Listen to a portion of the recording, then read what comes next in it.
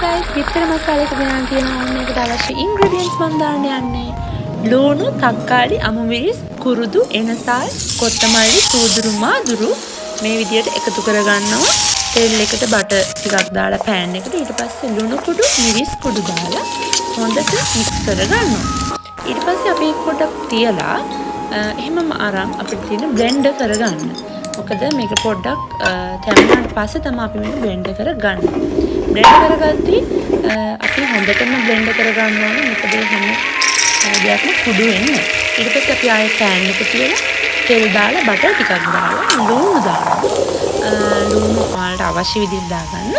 ඊට පස්සේ අපි මේ blend කරපු එක මේකට ලුණු පොඩ්ඩක් රන්වන් පාට වෙන්න කියලා blend කරපු එක දාගන්නවා.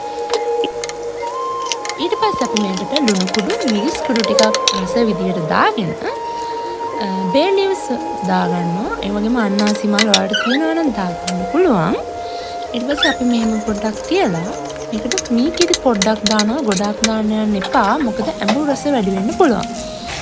ඒ වගේම වතුර පොතු භාගයක් එකතු කරගෙන සම්බන්ධත් විතර දෙකක් එකතු කරගෙන රස බලන්න තියෙන්නේ. ඉතින් මේ වගේ වීඩියෝ බලන්න මාත් එක්ක එකතු වෙන්න.